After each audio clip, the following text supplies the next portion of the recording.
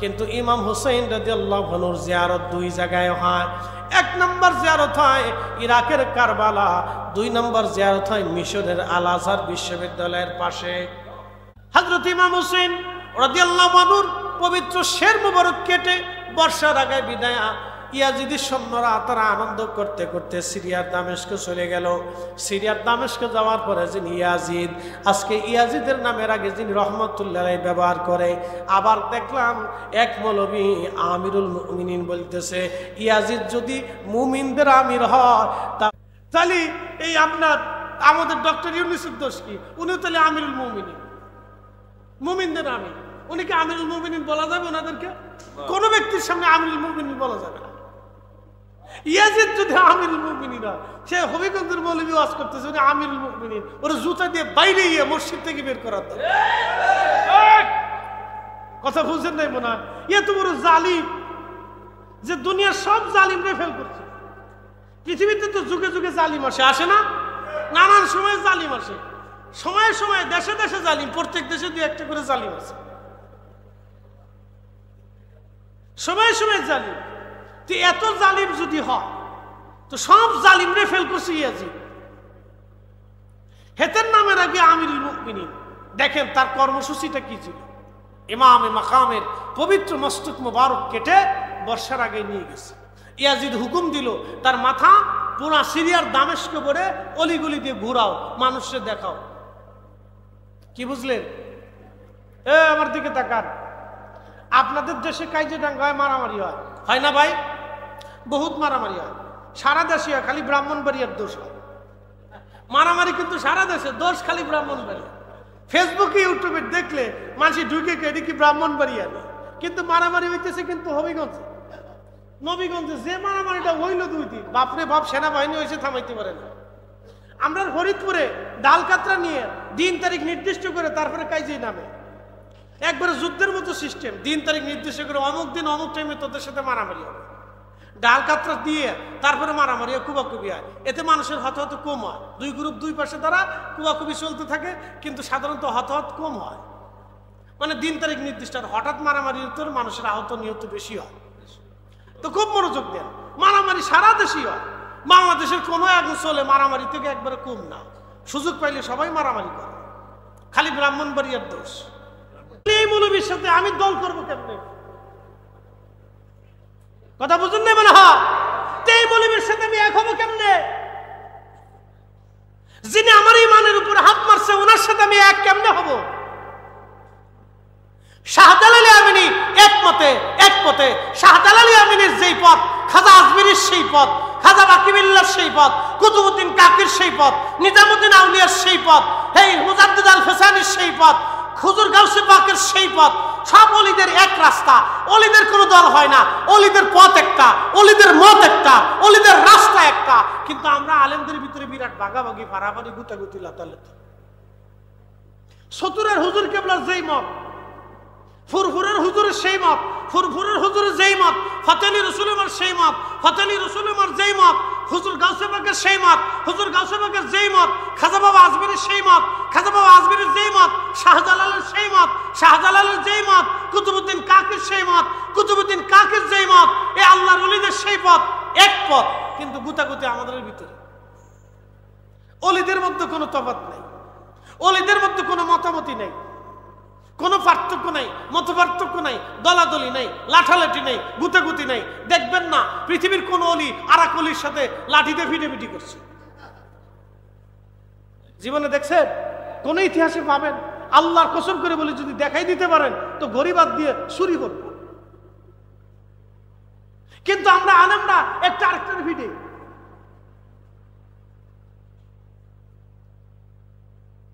কষ্ট পাচ্ছেন আপনারা? সত্য কথা বললাম। প্রিয় উপস্থিতি হাজিরিন, ভাই আমার খুব মনোযোগের সাথে শুনবেন। এই জন্য আমরা অলিদের জামাত করি, যে জামাতে কোনো ভুল নাই, যেই জামাতে কোনো ত্রুটি নাই, যেই জামাতে কোনো খাতা নাই, যেই জামাতে কোনো ত্রুটি নাই।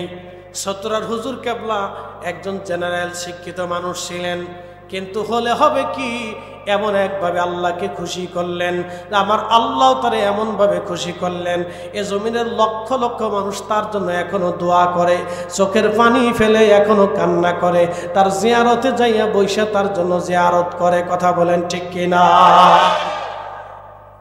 আমার দিকে তাকান, রাজনীতির দিকে চলে যাই। যদি আমি রাজনীতি করি না, আমাদের দেশের যারা রাজনীতি করে, রাজনীতির ব্যক্তিরা মারা যাওয়ার পরে তাদের সব শেষ, তাদের কবরের কাছে কোন নেতা খেতা কেউ যায় না। বলে কেন যায় না? যে কবরের কাছে গেলে তো টেন্ডার পাওয়া যাবে না। কথা কর দেখা, কবরের কাছে গেলে টেন্ডার পাওয়া যাবে না, ওই চাকরি পাওয়া যাবে না, পুলিশের সুযোগ সুবিধা, রাষ্ট্রীয় সুযোগ সুবিধা পাওয়া যাবে না। তেহাতার কবরের কাছে গেলি কেন না গেলি? আর নেতা এমন নেতা ছিল সুযোগ নিবি কিছু টাকা নিয়ে গিয়ে, তো যে গেছে নেতার পাশে সেও চিন্তা করলে নেতায় খাইছে টাকা, আমিও দিছি টাকা, আমিও পাইছি টাকা, আরেকদিন দিছে টাকা, যে চাকরি পাইছে সেও চিন্তা করে আমি তো টাকা দিয়ে চাকরি নিছি, ছাতা উনি বললে কি আর বাঁচলে কি। এই জন্য মানবিক ভাবে অন্তর থেকে কেউ কাউকে ভালোবাসে না। কিন্তু সতুরার হুজুর টাকা নেন নাই, পয়সার দিকে তাকান নাই, তিনি আল্লাহর দিকে তাকিয়েছেন। শাহজালাল ইয়ামানি টাকা নেন নাই, পয়সা নেন নাই, শুধু আল্লাহর জন্যই করেছেন, যার কারণে কোটি কোটি মানুষকে আল্লাহ তিনাদের দিকে ঝুঁকিয়ে দিয়েছে। কথা কোন ঠিক না বেটা? কনফারেন্স শুহাদায়ে কারবালার মাহফিলের আজকের সম্মানিত সভাপতি পীরে কামেল আলহাজ আল্লামা কারি সৈয়দ আবুল কাশেম নুরি সাহেব মাদ্দাজিল্লাহুল আলী, আমাদের অত্যন্ত শ্রদ্ধাভাজন রানীখার গাউসিয়া দরবার শিবি পীর সাহেব কেবলা, আজকের উপস্থিত জনাব আলহাজ সেলিম হোসেন জমাদ্দার, হাজী আলমগীর খান সাহেব, গিয়াসউদ্দিন সুন্নি আল কাদরি সাহেব, হাফেজ সৈয়দ জাহাঙ্গীর আলম সাহেব সহ সকল সম্মানিত মুরব্বী, আজকের এখানে উপস্থিত সম্মানিত অতিথিবৃন্দের জনাব হুমায়ুন কবির জীবন ভাই, জনাব হাজী রুবেল হোসেন সাহেব, জনাব লায়ন মোহাম্মদ আনিস রহমান সাহেব, জনাব লায়ন মাহবুব খান সুমন সাহেব সহ সকল সম্মানিত অতিথিবৃন্দ, উপস্থিত সম্মানিত উলামা ইকরাম, আমার আগে চমৎকার তকরির করেছেন প্রিয় ছোট ভাই কারি শামীম হোসেন রেজা আল কাদরি, এবং উপস্থিত সকল উলামা ইকরাম, আজকের আহ্বায়ক প্রিয় বন্ধুবর পীরজাদা খাজা মুফতি সৈয়দ বাকিবিল্লাহ নুরি সাহেব সহ এই মসজিদ কমিটির সম্মানিত সকল ম্যানেজিং কমিটির সদস্যবৃন্দ, এই মসজিদের সম্মানিত খতিব মহোদয়, সম্মানিত ইমাম সাহেব হুজুর থেকে শুরু করে এই বাজারের সকল ব্যবসায়ী, এই স্ট্যান্ডের সকল দোকানদার, ব্যবসায়ী সমিতির সকল সদস্যবৃন্দ, এলাকার সম্মানিত গণ্যমান্য ব্যক্তিবর্গ, সম্মানিত মুরব্বী, কলিজার টুকরো যুবক, পর্দানশীল আমার সম্মানিত মা বোনেরা, সকলের প্রতি মোবারকবাদ, শুকুর এবং সুজুদ সে আল্লাহর জন্যে যিনি অনেক মানুষের ভিড়ে এই তন্তর বাসস্ট্যান্ড থেকে হাজার হাজার মানুষের ভিড়ে আল্লাহ আপনাকে বাছাই করলেন, যাচাই করলেন, পছন্দ করলেন, আলাদা করলেন, আর আল্লাহ শুহাদায়ে কারবালার স্মরণের মাহফিলে বসাই দিলেন। বলেন আপনারা খুশি না বেজার? এই কথা বলা যাবে না, আমার দিকে তাকে থাকতে হবে। বাবা যারা ছাত্র আছো, মাদ্রাসার ছাত্ররা আমার দিকে তাকাও, সুন্দর মতো বসো, রিল্যাক্সে বসো, আরামে বসো, আরামে বসো, অসুবিধা নেই, আরামে বসো, সুন্দর মতো বসো। হ্যাঁ ঠিক আছে, আমার দিকে তাকায় থাকতে হবে। ওয়াজ শেখা লাগবে না, তোমরা ভবিষ্যতে ওয়াজ করবা, ঠিক আছে নি? ভবিষ্যতে কি করবা? ওয়াজ করতে হলে ওয়াজ শুনতে হবে, শিখতে হবে। তোমাদের এই বয়সে আমরা এরকম মাহফিলে বসে বসে ওয়াজ শুনতাম, শুনতে শুনতে বক্তা হয়েছি। বক্তা একদিনে হওয়া যায় না, অনেক দিন লাগে, অনেক সময় লাগে। একজন পুলিশ অফিসার একদিনে বড় অফিসার হয় না, ধীরে ধীরে ধীরে ধীরে হয়। একজন প্রিন্সিপাল একদিনে প্রিন্সিপাল হয় না, ধীরে ধীরে ধীরে ধীরে হয়। একজন মুহাদ্দিস একদিনে মুহাদ্দিস হয় না, সে ধীরে ধীরে ধীরে ধীরে হয়। একজন সেনাপ্রধান একদিনে হয় না, সে ধীরে ধীরে ধীরে ধীরে হয়। একজন সরকারি বড় অফিসার একদিনে হয় না, সে ধীরে ধীরে ধাপ অতিক্রম করে। একজন ব্যবসায়ী একদিনে 1000 কোটি টাকার মালিক হয় না, ধীরে ধীরে ব্যবসা করতে করতে অনেক বড় ব্যবসায়ী হয়। তো একদিনে হওয়া যায় না, ধীরে ধীরে হইতে হয়। তা আমাদের দেশে জেলেরা মাছ মারে না? মারে। আচ্ছা বলেন, জেলের এই জালের ভিতরে সব মাছ কি পড়ে, না কিছু মাছ ছুটে যায়? কিছু মাছ ছুটে যায়, কিছু মাছ জালে আসে, কিছু মাছ ধরা পড়ে না। তো আল্লাহ আমাদেরকে এই অঞ্চল থেকে বাছাই করলেন, বাছাই করে আল্লাহ আমাদেরকে আজকে সোহাদায়ে কারবালার মাহফিলে বসাই দিছেন। এটা আল্লাহর দয়া এবং আমাদের তাকদীর। একসাথে বলা যাবে না মারহাবা? আবার বলি, আল্লাহ আমাদেরকে বাছাই করলেন, বাছাই করে আল্লাহ আমাদেরকে পছন্দ করলেন, পছন্দ করে আল্লাহ আমাদেরকে তার বেহেশতের বাগানের ভিতরে বসিয়ে দিলেন। মনোযোগ দিবেন, সারা পৃথিবীতে বর্তমানে মানুষ আছে 800 কোটি, 600 কোটি অমুসলিম, 200 কোটি মুসলমান। 200 কোটি মুসলমানের মাত্র দেশ আছে 57টা, বাদ বাকি যত দেশ আছে সব অমুসলিম কান্ট্রি। পৃথিবীর এমনও দেশ আছে যেখানে একটাও মসজিদ নেই, যেমন উত্তর কোরিয়া। এখানে আপনি মাথা কুটে মরলেও একটা মসজিদও খুঁজে পাবেন না, সারা উত্তর কোরিয়াতে একটা মসজিদও নাই। আপনি যদি স্পেনে যান, একসময় অনেক স্পেন মুসলমানরা শাসন করত, এখন আপনি মসজিদ পাবেন না। আপনি যদি নরওয়েতে যান, সুইজারল্যান্ডে যান, পৃথিবীর বহু অঞ্চলে আছে হাজার হাজার কিলোমিটার ব্যাপী কোনো মসজিদ পাবেন না। তা আল্লাহ তন্তরই বাস স্ট্যান্ডে আমাদের জন্য একটা মসজিদ কবুল করলেন, আর আমাদেরকে আল্লাহর ঘরের ভিতরে বসাই দিলেন। এই দয়াটা কার? একসাথে বলেন কার? পৃথিবী 2টা মেরুতে বিভক্ত, একটা হচ্ছে আমেরিকান মেরু আর একটা হচ্ছে রুশিয়ান মেরু। মনে রাখবেন, পৃথিবী শক্তিতে 2 ভাগে বিভক্ত, একটা হচ্ছে ন্যাটো আর একটা সোভিয়েত ইউনিয়ন। যদিও এটা ভেঙে গেছে, কিন্তু 2 ভাগে পৃথিবীর শক্তি বিভক্ত। 2 দলই চায় পৃথিবী শাসন করতে, 2 গ্রুপ চায় তারা পৃথিবী শাসন করুক, পৃথিবীর কর্তৃত্ব তারা দিক। মনোযোগ দিবেন, সবাই মাতব্বর হতে চায়। বর্তমান যিনি শক্তিশালী প্রেসিডেন্ট, তিনি প্রেসিডেন্ট পুতিন, ভ্লাদিমির পুতিন। আরেকজন আছে প্রেসিডেন্ট ট্রাম্প। আচ্ছা বলেন তো, কিয়ামতের ময়দানে তাদের কি কোনো পোশাক থাকবে? না, একসাথে বলেন, থাকবে? কিয়ামতের ময়দানে তাদের কি কোনো দাম আছে? 4 পয়সাও? জোরে বলেন, 4 পয়সাও? বলে কেন নাই? ঈমান নাই। একসাথে বলেন, কি নাই? ঈমান নাই। পৃথিবীর অনেক বড় বিজ্ঞানী আল্লাহর দরবারে 4 পয়সাও দাম নাই। বলে কেন নাই? ঈমান নাই। আপনাকে বুঝে যেতে হবে। আমি অল্প কিছু কথা বলবো এবং কিছু গুরুত্বপূর্ণ কথা, তথ্য আপনাদের সামনে উপস্থাপন করব।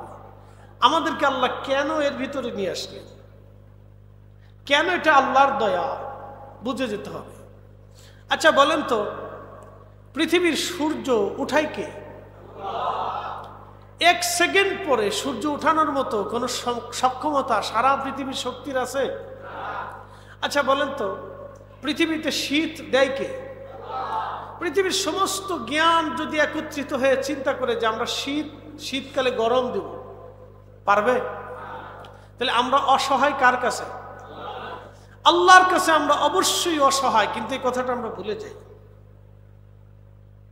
আমরা অবশ্যই আল্লাহর কাছে অসহায়, আমরা এই কথাটা বেমালুম ভুলে যাই।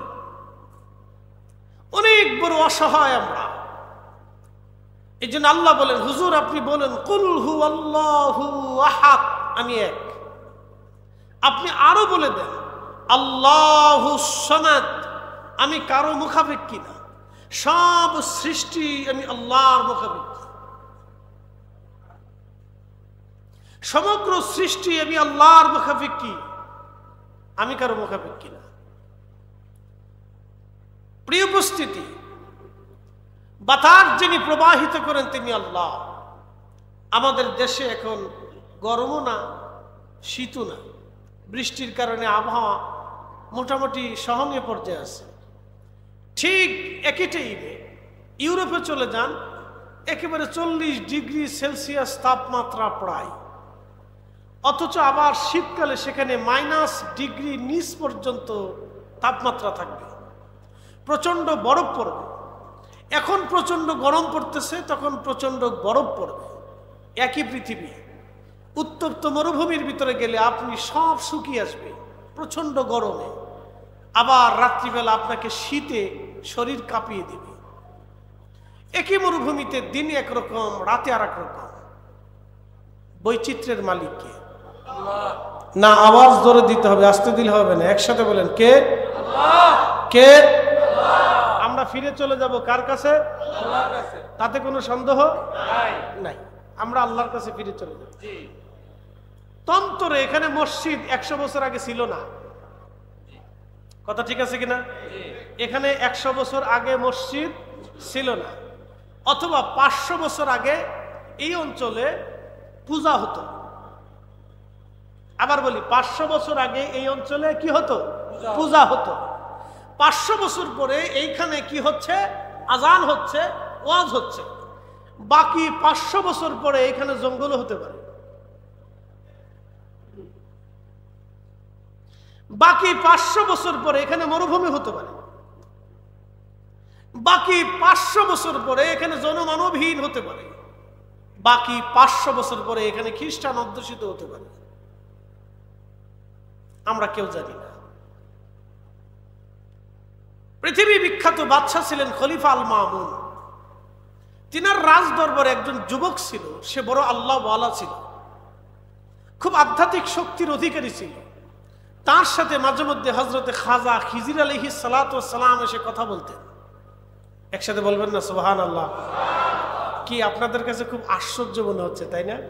হ্যাঁ, এটা আশ্চর্য মনে হবে,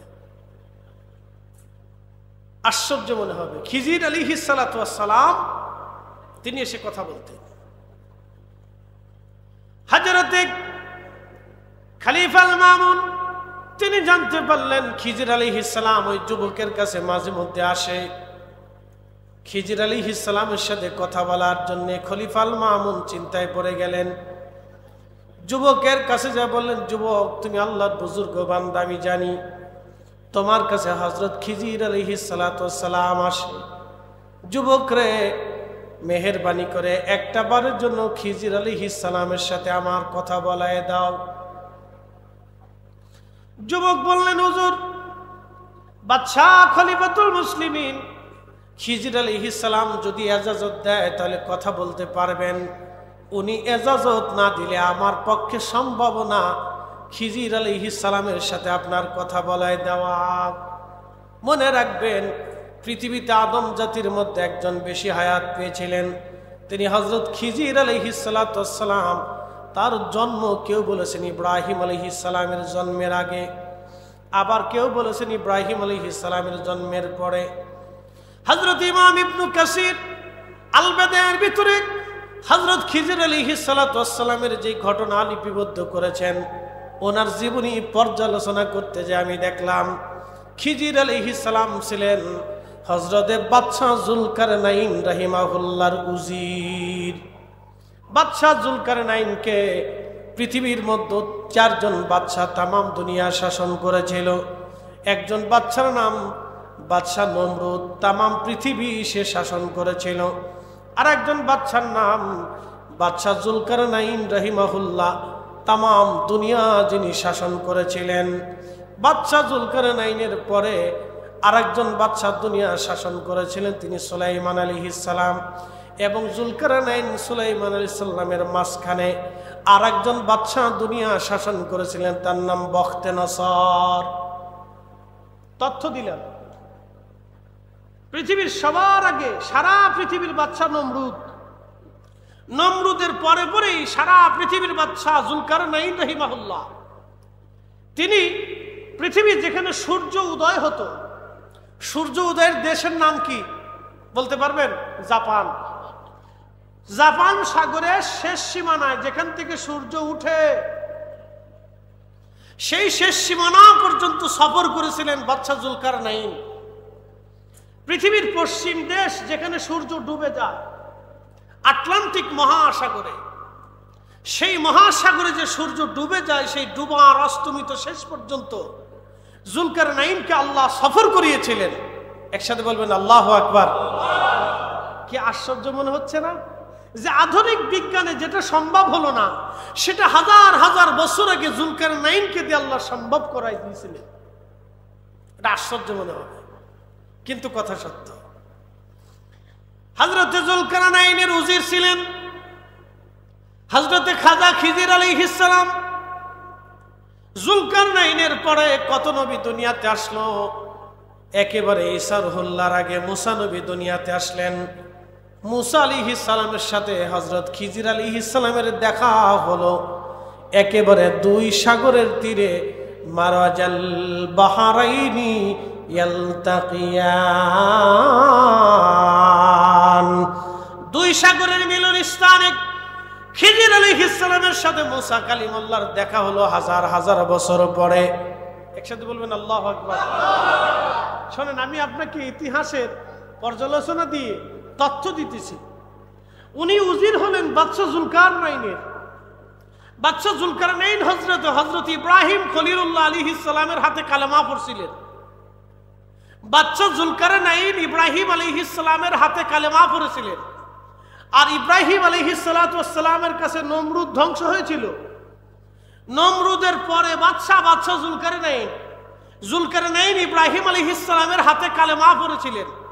তার উজির হচ্ছেন হযরত খিজির আলাইহিস সালাতু ওয়াস সালাম।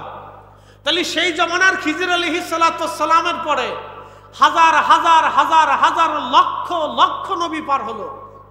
লক্ষ লক্ষ নবী পার হওয়ার পরে মুসা আলাইহিস সালাতু ওয়াস সালামের জমানায় এসে খিজির আলাইহিস সালামের সাথে মুসা আলাইহিস সালামের সাক্ষাৎ হলো। মারাজাল বাহরাইনি ইয়ালতাকিয়ান বাইনাহুমা বারযাখুল লা ইয়াবগিয়ান, দুই সাগরের মিলন স্থান, যেখানে এক সাগরের পানি আর এক সাগরের পানির সাথে মিশে না, এক সাগরের পানি আর এক সাগরের পানির ভিতরে যায় না, একটা স্বচ্ছ পানি আর একটা ঘোলা পানি। একসাথে বলবেন আল্লাহু আকবার। না আরো জোরে বলেন আল্লাহু আকবার, আরো জোরে আল্লাহু আকবার। এখন প্রশ্ন, মারাজাল বাহরাইনি আবিষ্কার করেছে বর্তমানে বিজ্ঞানীরা হয়তো 100 বছর, কিন্তু 1450 বছর আগে আল্লাহ কোরআনে বলে দিয়েছেন দুই সাগরের মিলন স্থান। এই সাগরে এই সাগরের ভিতরে যায় না, এই সাগরে এই সাগরের ভিতরে যায় না। ঘোলা পানির সাগর স্বচ্ছ পানির ভিতরে যায় না, স্বচ্ছ পানির সাগর ঘোলা পানির ভিতরে আসে না। এই প্রাচীর, এই সীমানা আমরা দিছি না আল্লাহ দিছে? কে দিছে? তাহলে আমরা কার আইনে চলি? এখানে আমাদেরকে কে এনেছে?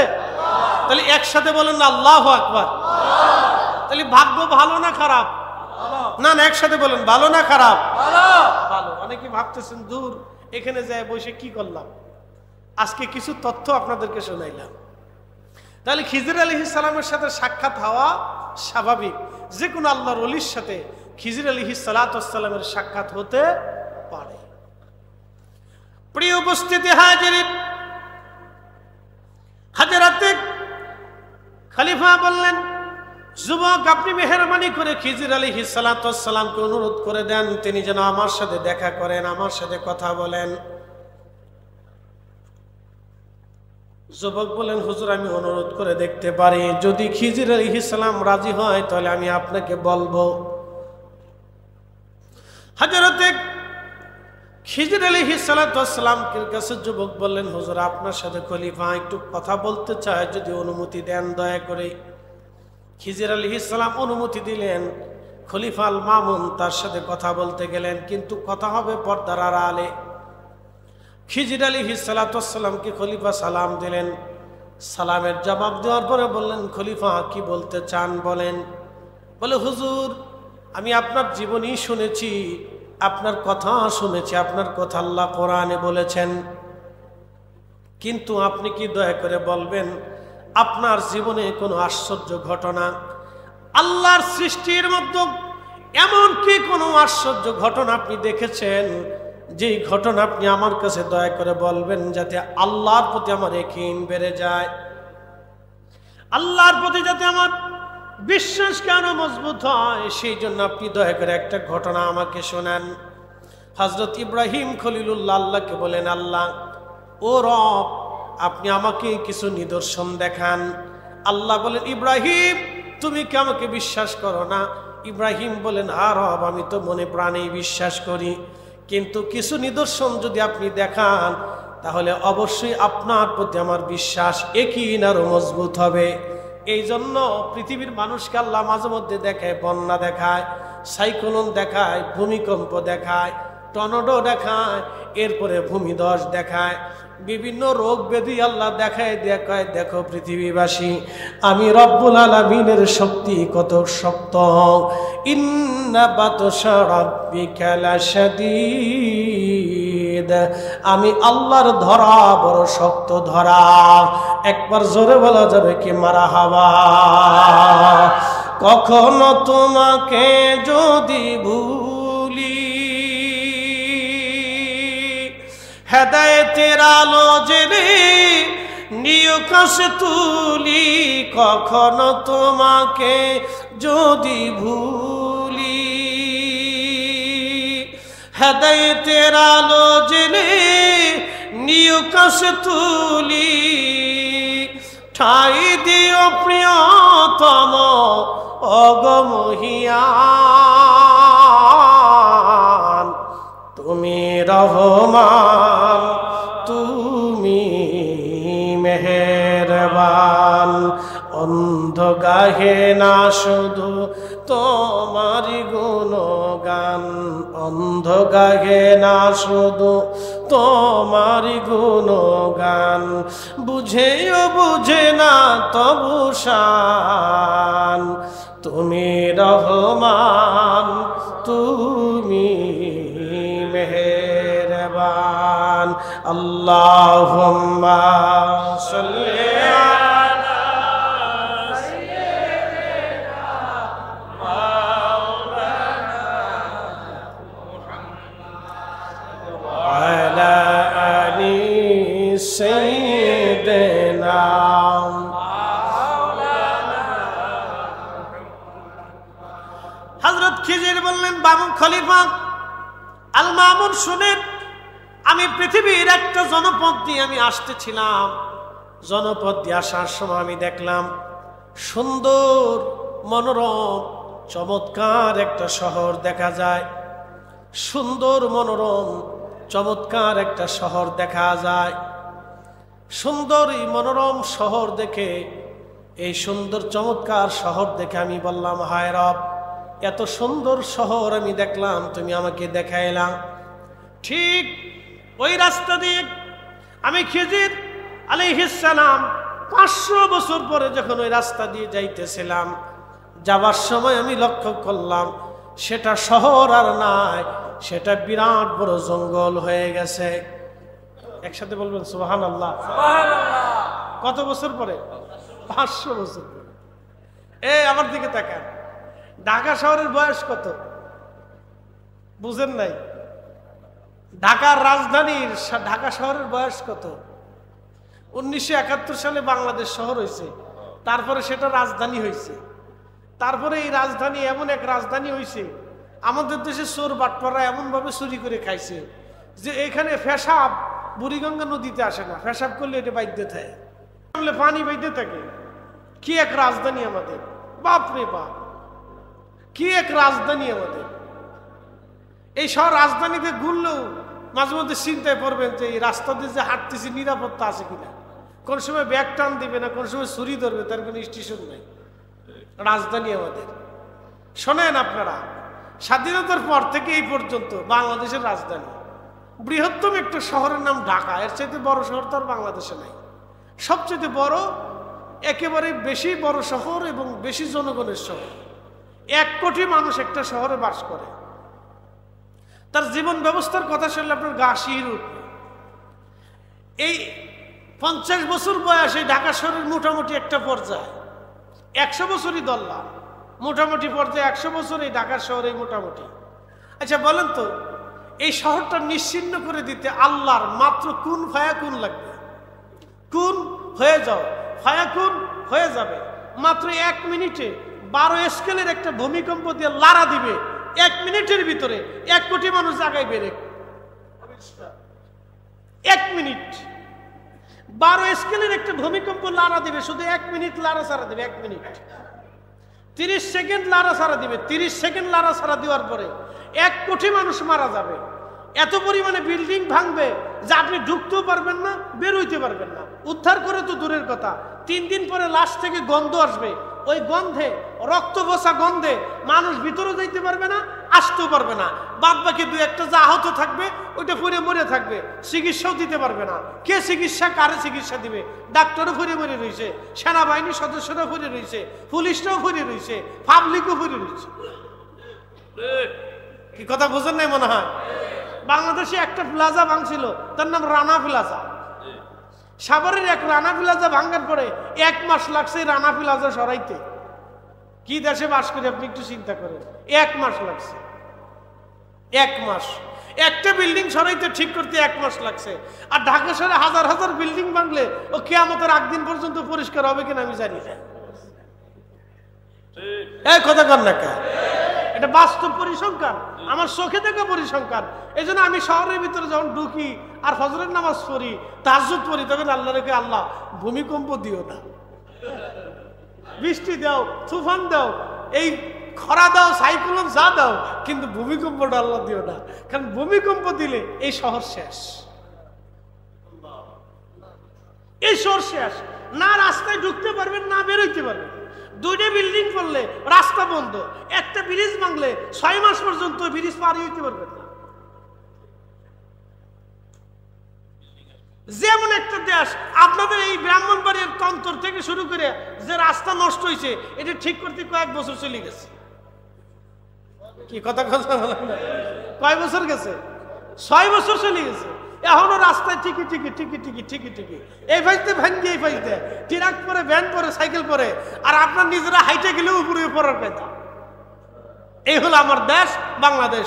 সরে সরে মাস্তুতো ভাই, একবারে সারা অঞ্চল, সারা দেশে এত পরিমাণে আমলা সামলা সরে ভরে গেছে যে সরের কারণে আমাদের তকদির নষ্ট হয়ে গেছে। কথা বলেন ঠিক না বেটা? কবে ভালো হবে আমি জানি না, তবে একটা ভূমিকম্প হওয়া লাগবে, ভালো হইতে। হেদায়েতের জন্য দোয়া, এই 40 আমার জীবনের বহু বছর ধরে দোয়া করতেছি, কাজ হইতেছে না। আল্লাহ কবুল করেন না। না, আমি শুধু দোয়া করি না, এদেশের নিপীড়িত সাধারণ মানুষ মসজিদে বসে দোয়া করে, আল্লাহ তাদের হেদায়েত দাও, কিন্তু হেদায়েত হইতেছে না। হেদায়েত হবে যেই সময় কায়দা মতো বাটান চালানো আসবে, অথবা ভূমিকম্প দিয়ে এই জেনারেশন চিরতরে শেষ হয়ে যাবে। সেই সময় হয়তো পরিবর্তন, নতুন প্রতিনিধি, নতুন জনপ্রতিনিধি, নতুন ব্যক্তিত্ব আসবে, তখন হয়তো আমাদের ভাগ্যের পরিবর্তন হইতে পারে। কথা বল ঠিক কিনা? একবারে ভূমিকম্প দিয়ে সব শেষ হয়ে যেতে হবে একদিনে। এছাড়া তো ভাগ্যের কোনো পরিবর্তন আমরা দেখতেছি না 2 চোখ দিয়ে। আল্লাহ যদি করায়, তাছাড়া আর আমাদের আর কোনো রাস্তা নাই। তো খুব মনোযোগ দেন। এই দুঃখে পরে কথা বলতেছি, ঢাকা শহর একটা ভূমিকম্প হলে শেষ। মাত্র 1 মিনিটের 12 স্কেলের একটা ধাক্কা দিবে, শেষ শেষ। আল্লাহ, এটা আমার রব, তিনি এই জন্য বলছেন, কুলিল্লাহুম্মা মালিকাল মুলক, বলে দেন तमाम मुल्केर मालिक आमी अल्लाह, तुतिल मुल्का मान तशा व तंजिउल मुल्का मिम्मन तशा, आमी जाके खुशी राजत्व देई, जार काछ थेके खुशी राजत्व सीनाय निये चले जाई। एकसाथे बोलबेन आल्लाहु আকবার। मालिके मालिके प्रिय उपस्थिति हाजिरिन, हजरत खिजिर आलैहिस सालाम बोलेन, हुजूर 500 খলিফা 500 বছর পরে আমি রাস্তা দিয়ে যাওয়ার সময় দেখলাম পোড়া একলা কাটা জঙ্গলে পরিণত হয়েছে। জঙ্গলের ভিতরে একজন ব্যক্তিকে দেখলাম কাঠ সংগ্রহ করে। জিজ্ঞেস করলাম, কাঠুরিয়া, কত বছর তুমি কাঠ সংগ্রহ করো? এখানে না একটা সুন্দর শহর ছিল? কাঠুরিয়া বললেন, বলো কি তুমি? আল্লাহর বান্দা, কি বলো তুমি? এখানে তো আমিও জঙ্গল দেখলাম, আমার আব্বা জানো কাঠুরিয়া ছিল, আমি নিজেও কাঠুরিয়া, আমার বাবাও কাঠ কেটেছে জঙ্গলে, আমি নিজেও এই জঙ্গলে কাঠ কাটতেছি। বলো কি? এখানে তো জঙ্গলই আমি দেখেছি, আমার জন্মের পর থেকে জঙ্গল দেখি। হযরত খিজির বললেন, খলিফা, ওই রাস্তা দিয়ে ঠিক 500 বছর পরে আমি আবার যাইতেছিলাম। যাওয়ার পরে আমি আরো আশ্চর্য হলাম, দেখলাম 500 বছর পরে ওই জায়গাটা আমার আল্লাহ একেবারে বিরান মরুভূমি বানিয়ে দিয়েছে। শুধু মরু আর মরু, বানু আর বানু। আমি আশ্চর্য হলাম, দেখলাম একজন বান্দা মরুভূমির মধ্যে হেঁটে হেঁটে যায়, কি যেন সংগ্রহ করে। জিজ্ঞেস করলাম, হে আল্লাহর বান্দা, এখানে মরুভূমি কবে হলে? এখানে না জঙ্গল ছিল? বলে, বলো কি, এই মরুভূমির মধ্যে আমিও বসবাস করে, আমিও বেদুইন। আমার আগে আমার আব্বা জানো বেদুইন ছিল, আমি নিজেও বেদুইন, আমার আব্বা জানো বেদুইন ছিল। জন্মের পর থেকে আমরা মরুভূমির মধ্যে বেড়ে উঠেছি। বলো কি আল্লাহর বান্দা, এটা তো আগে থেকে মরুভূমি জঙ্গল, আবার তুমি কোন জায়গা পাইলা? হযরত খিজির আলাইহিস সালাম বলেন, খলিফা আমি আশ্চর্য হলাম, আবার 500 বছর পরে ওই রাস্তা দিয়ে আবার যাইতেছিলাম। 500 বছর পরে এই রাস্তা দিয়ে যাওয়ার সময় দেখি বিরাট বড় নদী, সাগরের মতো পানি আর পানি। একবার জোরে বলা যাবে কি আল্লাহু আকবার? এই জন্য বলছি 500 বছর আগে এখানে উলু উলু হতো। এই তন্তরে 500 বছর আগে উলু উলু হতো। 500 বছর পরে এখানে এখন আজান হয়। বাকি 500 বছর পরে কি হবে আমরা জানি না। এই জন্যে আমাদের কবর নিশ্চিহ্ন হয়ে যাবে। বলেন তো আপনারা 500 বছর আগের একটা কবর আপনাদের অঞ্চলে দেখাই দেন তো। 500 বছর আগের একটা কবর আপনারা দেখান। 500 বছরে যার 100 বিঘা জমি ছিল, 500 বিঘা জমি ছিল, 1000 বিঘা জমি ছিল, জমিদার ছিল, রাজা ছিল, আমির ছিল, ওমরা ছিল, নায়েবে আমির ছিল, নায়েবে জমিদার ছিল, নায়েবে বাদশা ছিল, বাদশাদের প্রতিনিধি ছিল। তাদের কবর কোথায়? এ বাংলাতে তো সালতানাত ছিল, নবাবি ছিল, ব্রিটিশ ছিল, তারপরে মুঘল ছিল, এরপরে বহু রাজা ধীরাজ রাজা বাদশারা ছিল। বলেন তাদের কবর কোন জায়গায় আছে? দেখার নাই। 700 বছর আগে কবর কোথায় আছে? এই যে বাংলাদেশের কত প্রত্যন্ত অঞ্চলে জমিদার ছিল, আজকে জমিদারদের ঠিকানা পর্যন্ত নিশ্চিহ্ন হয়ে যাচ্ছে। ঠিক 500 বছর পরে আমাদেরও কবর নিশ্চিহ্ন হবে। এই দুইটা জিনিস আমাদেরকে কবর নিতে হবে। 1 নম্বর ঈমান, 2 নম্বর আমল। 1 নম্বর ঈমান, 2 নম্বর আমল। কথা বলেন ঠিক না বেটি? এর বাহিরে যা চিন্তা করবেন সব বৃথা, যা চিন্তা করবেন সব বৃথা। এর বাহিরে যা চিন্তা করবেন সব বৃথা। ঈমান আমল, ঈমান আমল, বাহিরে যা চিন্তা করবেন সব বৃথা। এই জন্য ইমাম আমল দুইটা জিনিস নিয়ে যান। ইমাম হুসেইন কারবালায় মাথা নত করতে পারতেন, তার ছোট্ট বাহিনী নিয়ে ইয়াজিদের সামনে সারেন্ডার করতে পারতেন, কিন্তু এই মুহররম মাসের 10 তারিখে ছেলে হারাইলেন, কন্যা হারাইলেন, স্ত্রী হারাইলেন, সন্তানদেরকে জুদা করলেন, আত্মীয়রা শহীদ হলো, ভাতিজারা শহীদ হলো, ভাগিনারা শহীদ হলো, বংশের মানুষ শহীদ হলো, বন্ধুবর্গ শহীদ হলো, সাথীরা শহীদ হয়ে গেল, দেশের মানুষ শহীদ হলো, আত্মীয় স্বজন শহীদ হয়ে গেল। তারপরও তিনি মাথা নত করেন নাই, কারণ তিনি যদি মাথা নত করতেন এই উম্মত মিথ্যার সামনে, বেঈমানের সামনে, মুনাফিকের সামনে চিরজীবন মাথা করত। উনি মাথা উঁচু করেছিলেন বিধায় এখনো মুসলমান মাথা উঁচু করে থাকে। কথা বলেন ঠিক না বেটা? উনি যদি মাথা নিচু করতেন তাহলে এই উম্মত মাথা নিচু করত কাফেরের সামনে, বেঈমানের সামনে, মুনাফিকের সামনে, নাস্তিকদের সামনে, মুরতাদদের সামনে। এই উম্মত মাথা নিচু করে থাকতো। এই জন্য দেখবেন এই উম্মত মাথা নিচু করে না, যুগে যুগে মাথা উঁচু করে থাকে, যুগে যুগে মাথা উঁচু করে থাকে। পৃথিবীর থেকে সমস্ত মানুষ থেকে মুসলমানরা আলাদা। মুসলমানরা মাথা নিচু করা জাতি না, মুসলমানরা মাথা উঁচু করে রাখা জাতি। কারণ হুসাইনের চেতনা নিয়ে মুসলমান জীবিত থাকে, হুসাইনের চেতনা নিয়ে সুন্নিরা জিন্দা থাকে। এই জন্য দেখবেন সুন্নিরা মাথা নত করে না। কথা বলেন ঠিক না বেঠে? আমরা ওলিরা মাথা নত করে নাই, না খাজা বাবা আজমেরি, না মুজাদ্দিদ আল ফেসানি, না শাহজালাল ইয়ামানি, না কুতুবউদ্দিন কাকি, না নিজামউদ্দিন আউলিয়া, না ইমাম আবু হানিফা, না ইমাম শাফিঈ, না ইমাম আহমদ, না ইমাম মালিক। পৃথিবীর কোন উলামা, পৃথিবীর কোন ফুদালা, পৃথিবীর কোন ওলি কোন সময় কোন কাফেরের সামনে, জালিমের সামনে মাথা নত করে নাই। একসাথে বলবেন আল্লাহু আকবার। একটাই কারণ, ইমাম হুসেইন শিক্ষা দিয়ে গেছে। এই জন্য ইসলাম জিন্দা হতা হে হার কারবালা কি বাত, কবি ঠিক লাগছে। ইমাম হুসেইন মাথা নত করলে ইসলামই থাকতো। আবার বলি, ইমাম হুসেইন যদি সেই দিন মাথা নত করতেন তাহলে ইসলামই থাকতো না।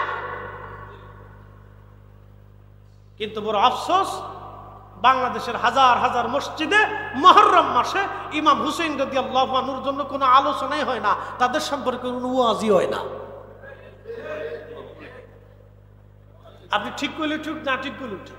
বাংলাদেশে সারা মসজিদে পর্যবেক্ষণ করেন, 1000 মসজিদে আপনি পর্যবেক্ষণ করেন, 1000 মসজিদ দেখেন, বহু মসজিদের ইমাম সাহেব মুহররম মাস আসলে ইমাম হুসেনের আলোচনাই হয় না। অথচ যিনি মাথা নত করলে ইসলাম শেষ হয়ে যেত, তিনি মাথা উঁচু করেছিলেন বিদায় আজকে ইসলাম টিকে রয়েছে।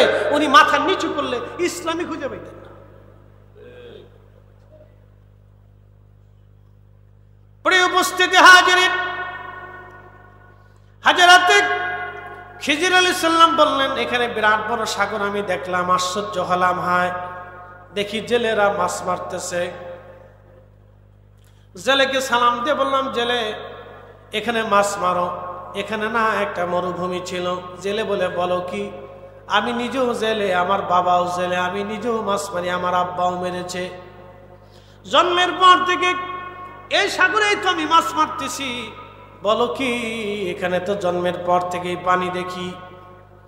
খিজির আলাইহিস সালাম বলেন, খলিফা আমি আবার 500 বছর পরে রাস্তা দিয়ে যাওয়ার সময় দেখলাম 500 বছর পরে আমার আল্লাহ ওই জায়গাটা আবার জঙ্গলে পরিণত করে দিয়েছে।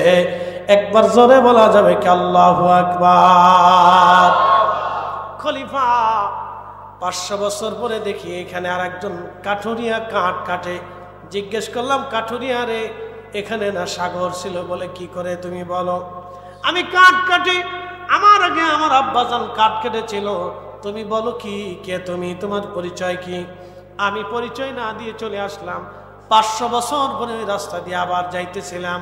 যাবার সময় দেখি সর্বপ্রথমে হাজার হাজার বছর আগে আমি এখানে যেমন শহর দেখেছিলাম, তার চাইতে অধিক সুন্দর শহর আমার আল্লাহ আবার পুনরায় এইখানে নির্মাণ করে দিয়েছেন।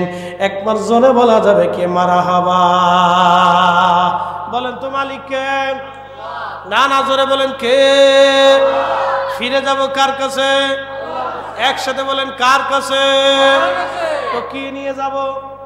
যার সময় কদ্দুর, সিরিয়া, মুড়ি, সানাসুর, বাদাম, মিষ্টি দই, সোনাদানা, টাকা পয়সা।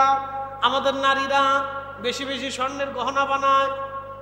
ও নারী সমাজ, আপনারা কি কবরে যাওয়ার সময় গহনা নিয়ে যেতে পারবেন? না না, কোনো লাভ হবে না। গহনা যাবে না, কাপড় চুপড় যাবে না। এরা চিন্তা করে যত সুন্দর কাপড় হোক ততই আমার আনন্দ, যত বেশি গহনা হোক ততই আমার আনন্দ। এই নারী নিজেও জানেন এই গহনা তার সাথে যাবে না, এই গহনার 4 পয়সা মূল্য হবে না। সে মারা যাওয়ার পরে তার মেয়েরা, তার বেটার বউরা গহনা ভাগাভাগি নিয়ে ঝগড়া করবে। চিরসত্য।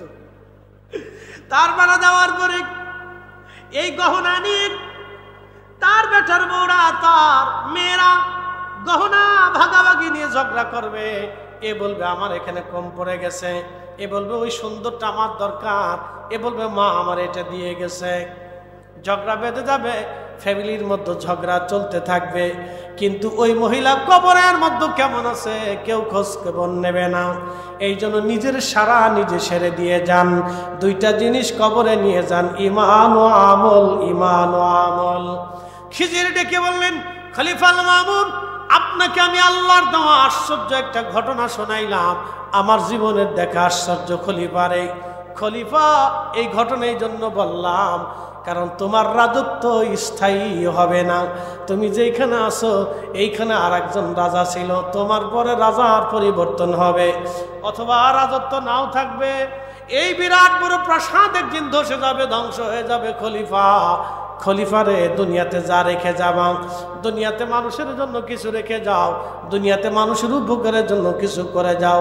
খলিফারে আখিরাতের জন্য তুমি কিছু সদাই পাতি নিয়ে যাও, নতুবা তোমার এই রাজত্ব কিছুই না। তোমার আগে বহুজনের রাজত্ব আমি দেখেছি, তারাও ধ্বংস হয়ে গেছে, তুমিও ধ্বংস হয়ে যাবা। খলিফাল মামুন উপদেশ গ্রহণ করে নিলেন, হ্যাঁ কথা তো সত্য, আমার আগে বহু জাতি চলে গেছে, বহু রাজা বাচ্চা চলে গেছে, রাজা দিনা বিরাট বড় সাম্রাজ্যের অধিপতিরা চলে গেছে, আমরাও চলে যাব।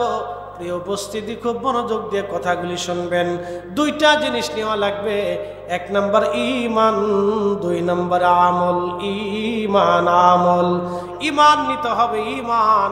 প্রশ্ন রাখবেন, হুজুর কোন ঈমান আমরা নেব?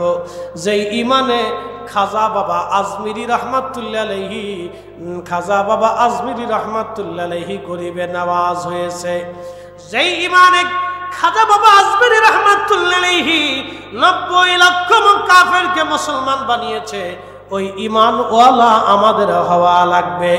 কথা বলেন ঠিক কিনা? মানে বুঝেন নাই, আবার বুঝাই।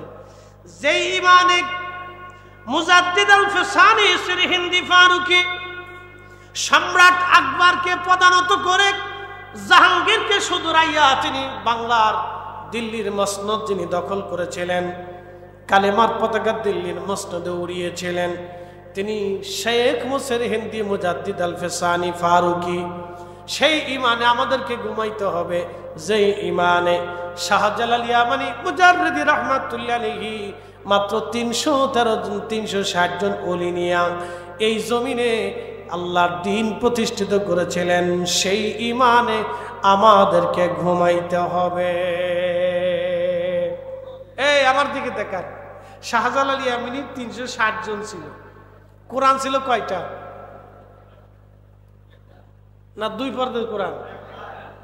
এক কোরআন, এক কালেমা, এক ঈমান, এক আকীদা, এক বিশ্বাস, এক মানহাজ, এক তরিকা, এক নীতি, এক সৎ, এক কোরআন, এক আল্লাহ, শেষ নবী, তিনার নীতি, তিনার আদর্শ, সুন্নাহ। 360 জন, কোনো মত নাই, দল নাই, পার্থক্য নাই, ডাক্কাডাক্কি, ফারাফারি, গুতাগুতি, মতানৈক্য কিচ্ছু নাই। 360 জন আল্লাহর জমিনে আল্লাহর দ্বীন প্রতিষ্ঠিত করলেন। আমরা এখন সারা বাংলাদেশে আলেম আছি 60 লক্ষ, গুতাগুতি, ফাড়াফাড়ি, ঠেলাঠেলি, ধাক্কাধাক্কি, লাড়ালাড়ি। কি কথা কন দেখে? লাড়ালাড়ি, গুতাগুতি, ধাক্কাধাক্কি, ফাড়াফাড়ি। মুহররম আসলো, একদল তো বলেই ফেললো হুসাইন রাদিয়াল্লাহু আনহু কারবালায় যাওয়া ভুল ছিল। না বুঝেন নাই মনে হয়? এই আমার দিকে তাকান, ইমাম হুসাইনের যদি ভুল হয় তাহলে ভুল হওয়ার কথা আল্লাহর নবীর, আর আল্লাহর নবীর যদি ভুল হয় তাহলে ভুল হওয়ার কথা আল্লাহ, আর আল্লাহ যদি ভুল হয় তাহলে তো কিছুই নেই। কথা বুঝেন নাই মনে হয়? তাহলে এই মৌলবীর সাথে আমি দল করবো কেমনে? কথা বুঝেন নাই মনে হয়? এই মৌলবীর সাথে আমি এক হবো কেমনে? যিনি আমার ইমানের উপর হাত মারছে ওনার সাথে আমি এক কেমনে হবো? শাহজালাল ইয়ামানি এক পথে শাহজালাল ইয়ামানির যেই পথ, খাজা আজমিরির সেই পথ, খাজা বাকিবিল্লাহর সেই পথ, কুতুবউদ্দিন কাকির সেই পথ, নিজামুদ্দিন আউলিয়ার সেই পথ, এই মুজাদ্দিদ আল ফিসানির সেই পথ, হুজুর গাউসে পাকের সেই পথ। সব ওলিদের এক রাস্তা, ওলিদের কোনো দল হয় না, ওলিদের পথ একটা, ওলিদের মত একটা, ওলিদের রাস্তা একটা। কিন্তু আমরা আলেমদের ভিতরে বিরাট ভাগাভাগি, ফাড়াফাড়ি, গুতাগুতি, লাতালাতি। সতুরের হুজুর কেবলার যেই মত, ফুরফুরের হুজুরের সেই মত, ফুরফুরের হুজুরের যেই মত, ফতেলি রসুলের সেই মত, ফতেলি রসুলের যেই মত, হুজুর গাউসে পাকের সেই মত, হুজুর গাউসে পাকের যেই মত, খাজা বাবা আজমিরের সেই মত, খাজা বাবা আজমিরের যেই মত, শাহজালালের সেই মত, শাহজালালের যেই মত, কুতুবউদ্দিন কাকির সেই মত, কুতুবউদ্দিন কাকির যেই মত, এই আল্লাহর ওলিদের সেই পথ, এক পথ। কিন্তু গুতাগুতি আমাদের ভিতরে। ওলিদের মধ্যে কোনো তফাৎ নাই, ওলিদের মধ্যে কোনো মতামতি নাই, কোনো পার্থক্য নাই, মত পার্থক্য নাই, দলাদলি নাই, লাঠালাঠি নাই, গুতাগুতি নাই। দেখবেন না পৃথিবীর কোন অলি আর এক অলির সাথে লাঠিতে ফিটেফিটি করছে? জীবনে দেখছেন? কোন ইতিহাসে পাবেন? আল্লাহর কসম করে বলি যদি দেখাই দিতে পারেন তো গরিবাদ দিয়ে চুরি করব। কিন্তু আমরা আলেমরা একটা আরেকটার ভিড়ে।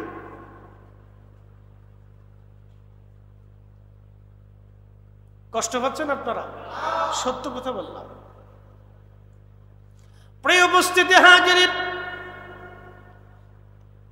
ভাই আমার খুব মনোযোগের সাথে শুনবেন। এই জন্য আমরা ওলিদের জামাত করি, যে জামাতে কোনো ভুল নাই, যেই জামাতে কোনো ত্রুটি নাই, যেই জামাতে কোনো খাতা নাই, যেই জামাতে কোনো ত্রুটি নাই। সতরার হুজুর কেবলা একজন জেনারেল শিক্ষিত মানুষ ছিলেন, কিন্তু হলে হবে কি, এমন একভাবে আল্লাহকে খুশি করলেন, আমার আল্লাহ তারে এমন ভাবে খুশি করলেন, এ জমিনের লক্ষ লক্ষ মানুষ তার জন্য এখনো দোয়া করে, চোখের পানি ফেলে এখনো কান্না করে, তার জিয়ারতে যাইয়া বৈশা তার জন্য জিয়ারত করে। কথা বলেন ঠিক কিনা? আমার দিকে তাকান, রাজনীতির দিকে চলে যাই। যদি আমি রাজনীতি করি না, আমাদের দেশের যারা রাজনীতি করে, রাজনীতির ব্যক্তিরা মারা যাওয়ার পরে তাদের সব শেষ, তাদের কবরের কাছে কোন নেতা খেতা কেউ যায় না। বলে কেন যায় না? যে কবরের কাছে গেলে তো টেন্ডার পাওয়া যাবে না। কথা কর দেখা, কবরের কাছে গেলে টেন্ডার পাওয়া যাবে না, ওই চাকরি পাওয়া যাবে না, পুলিশের সুযোগ সুবিধা, রাষ্ট্রীয় সুযোগ সুবিধা পাওয়া যাবে না। তেহাতার কবরের কাছে গেলি কেন না গেলি? আর নেতা এমন নেতা ছিল সুযোগ নিবি কিছু টাকা নিয়ে গিয়ে, তো যে গেছে নেতার পাশে সেও চিন্তা করলে নেতায় খাইছে টাকা, আমিও দিছি টাকা, আমিও পাইছি টাকা, আরেকদিন দিছে টাকা, যে চাকরি পাইছে সেও চিন্তা করে আমি তো টাকা দিয়ে চাকরি নিছি, ছাতা উনি মরলে কি আর বাঁচলে কি। এই জন্য মানবিক ভাবে অন্তর থেকে কেউ কাউকে ভালোবাসে না, কিন্তু সতরার হুজুর টাকা নেন নাই, পয়সার দিকে তাকান নাই, তিনি আল্লাহর দিকে তাকিয়েছেন। শাহজালাল ইয়ামানি টাকা নেন নাই, পয়সা নেন নাই, শুধু আল্লাহর জন্যই করেছেন, যার কারণে কোটি কোটি মানুষকে আল্লাহ তিনাদের দিকে ঝুঁকেই দিয়েছে। কথা কোন ঠিক না বেটা?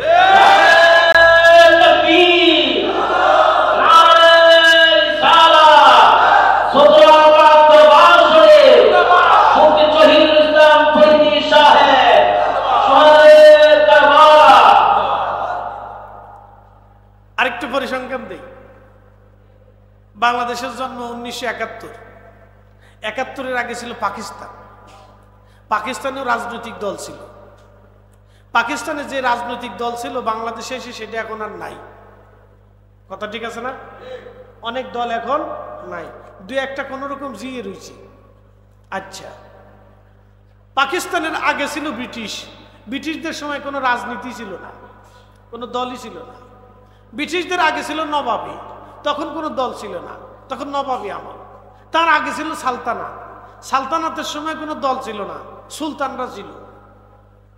মুঘল ছিল, মুঘলদের সময় কোনো দল ছিল না, সাম্রাজ্য ছিল, জমিদার ছিল, নায়েবে জমিদার ছিল, আমির ওমরা ছিল, জায়গির ছিল। তুই 1000 বিঘা জমি খাবি, খাজনা আমারে দিবি। খুব মনোযোগ দিয়ে। এখন আমাদের দেশে দল হয়েছে, বাকি 100 বছর পরে দল থাকবে কিনা জানি না, কিন্তু পাকিস্তান পিরিয়ডেও ওলি ছিল, ব্রিটিশ আমলেও ওলি ছিল, সালতানাতেও ওলি ছিল, নবাবী আমলেও ওলি ছিল, মুঘল সাম্রাজ্যও ওলি ছিল, এখনো ওলি আছে, আগামীতেও ওলি থাকবে, কিয়ামত পর্যন্ত ওলি থাকবে। কথা কোন ঠিক কিনা? কিয়ামত পর্যন্ত কারা থাকবে? ওলিরা থাকবে। এই ওলিদের জমাতি হচ্ছে আহলে সুন্নাত ওয়াল জামাত। কিয়ামত পর্যন্ত আহলে সুন্নাত ওয়াল জামাত টিকে থাকবে, কিয়ামত পর্যন্ত টিকে থাকবে, সব শেষ হয়ে যাবে, কিয়ামত পর্যন্ত আহলে সুন্নাত ওয়াল জামাত টিকে থাকবে। অতএব যেই দল করলে কিয়ামত পর্যন্ত টিকে থাকবে, আপনি সেই দল করেন। আল্লাহ আমাদেরকে সেই দল করার তৌফিক দিক, জোরে বলে না আমিন। এটা কোনো রাজনৈতিক দল না। এই দল করলে টেন্ডার পাবেন না, সরকারি চাকরি সুযোগ সুবিধা কিছু পাবেন না, রাষ্ট্রীয় কোনো সুযোগ সুবিধা আপনি পাবেন না। এই দল করলে কিয়ামতের ময়দানে সুযোগ সুবিধা পাবেন, কবরে দেওয়া সুযোগ সুবিধা পাবেন। একসাথে বলবেন না মারহাবা? না, জোরে বলেন। কবরে যখন প্রশ্ন করা হবে, জিজ্ঞেস করবে আমার রাব্বুকা, তোমার রব কি? আমার দিনুকা, তোমার দিন কি? মা কুনতা তাকুলু ফি হাক্কি হাযার রাজুল। 3টে প্রশ্ন করা হবে না, কবরে জিজ্ঞেস করা হবে তোমার দল কোনটা। মানে আপনি যদি কেন বিএনপি, আপনি যদি কেন আওয়ামী লীগ, আপনি যদি কেন জামাত, আপনি যদি কেন জাতীয় পার্টি, কাজ হবে না? একসাথে বলেন না, কাজ হবে? কোনো কাজ হবে না। দল কোনটা, মত কোনটা? ইসলাম। তোমার ধর্ম কি ছিল? ইসলাম। কেউ কবরে যাইয়া কোন দলের পরিচয় কাজ হবে না। কিয়ামতের ময়দানে আল্লাহ আরশে মুআল্লার নিচে 2 দল, এক দলকে বসায় রাখবে, যাদের চেহারা দেখলে বোঝা যাবে নুরানি। তারা কারা? অতাসওয়াদ্দু উজুহুম, তারা চেহারায় নূর চমকাইতে থাকবে, তাদের চেহারায় নূর চমকাইতে থাকবে। আল্লাহ বললেন ইয়ামা তাবিয়াদ্দু উজু তাবিয়াদ্দু, তাদের চেহারার ভিতরে নূর চমকাইতে থাকবে। দেখলে বোঝা যাবে তারা জান্নাতি। তারা কারা? ওহুম আহলুস সুন্নাহ ওয়াল জামাআহ। রাইসুল মুফাসসিরিন 1450 বছর আগে দুনিয়ার সবচেয়ে বড় মুফাসসির তিনি বলেছেন, সেই সম্মানিত দল, সেই সম্মানিত জামাত, সেই সম্মানিত দলের নাম হচ্ছে আহলে সুন্নাত ওয়াল জামাত। একসাথে বলবেন আল্লাহু আকবার। না না, আরো জোরে বলেন আল্লাহু আকবার। জোরে বলেন। দলের নাম কি? জোরে বলেন, আরো জোরে বলেন, জোরে জোরে না, আরো জোরে বলেন। এই দলে থেকে কাজে লাগবে না, এই দলেই থাকেন, কাজে লাগবে না, নতুবা সব ভ্যানিশ হয়ে যাবে। আপনার জীবন যাবে, অর্থ যাবে, বংশ যাবে, কলিন্য যাবে, মর্যাদা যাবে, ক্ষমতা যাবে, সব নিঃশেষ হয়ে যাবে। একটা পরিচয় থাকবে, আপনি মুসলিম। কোন মুসলিম? আহলুস সুন্নাত ওয়াল জামাতি মুসলিম। কিয়ামতের ময়দানে আরেক দলের চেহারা থাকবে মলিন ওয়া তাসওয়াদু উজুহুম। মলিন চেহারা কারা? তারা কারা? আহলুল বিদআ ওয়াল গুমরা, তারা বেদাতি গুমরাহি দল।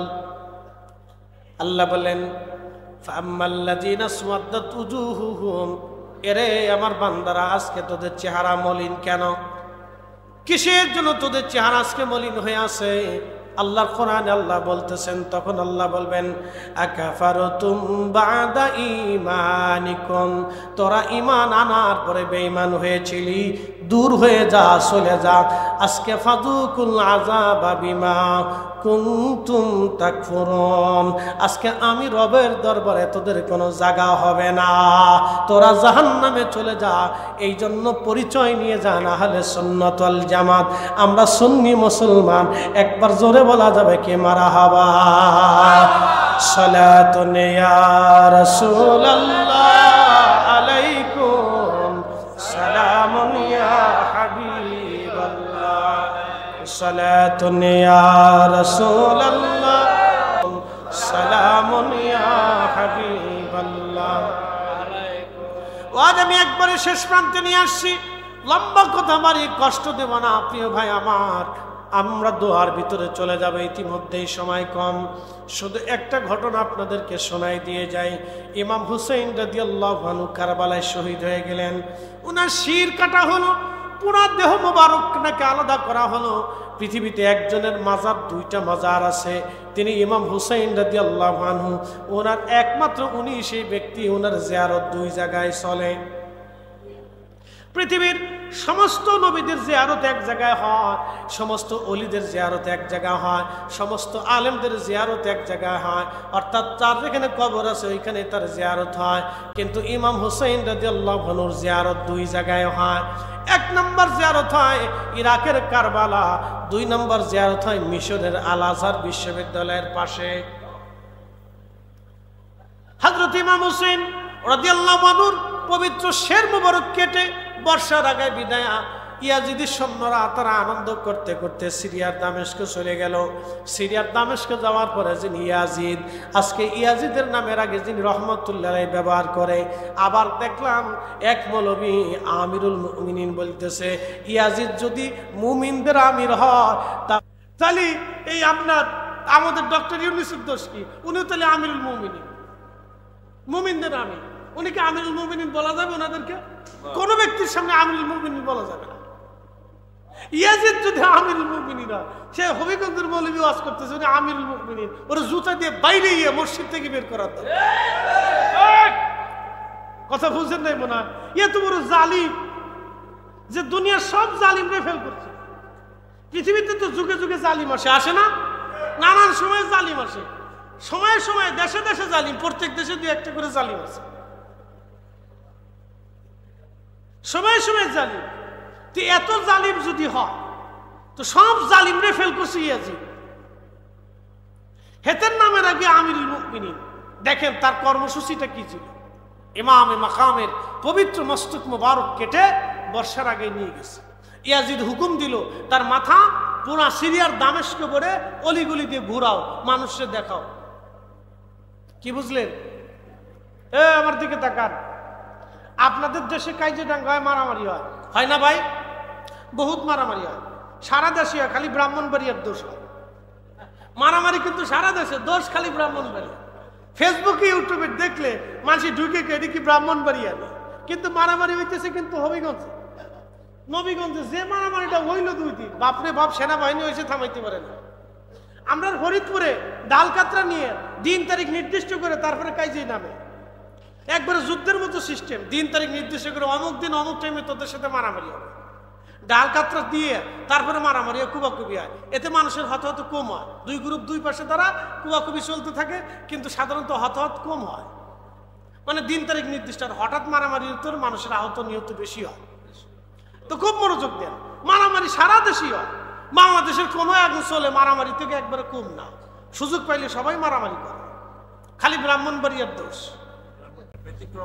আমি আমার একটা পরিসংখ্যানে দেখায়, ব্রাহ্মণবাড়িয়া জেলার ভিতরে যত মাহফিল হয়, আমার মনে হয় বাংলাদেশে এমন বিভাগ আছে সারা বিভাগে অত মাহফিল হয় না। এক জেলার ভিতরে যত মাহফিল হয়, মারহাবা কর না। মানুষ যদি এত খারাপই হইতো তো মাহফিল দেখে কি কথা, ঠিক আছে না? মানুষ যদি এত খারাপই হয় তো মাহফিল কেন দিবে? এটা একটা মানুষের যে রোষ উঠাই দিছে যে খালি ব্রাহ্মণবাড়িয়া মারা, আসলে ওই দেখিস এটা মারামারি সব জায়গায়।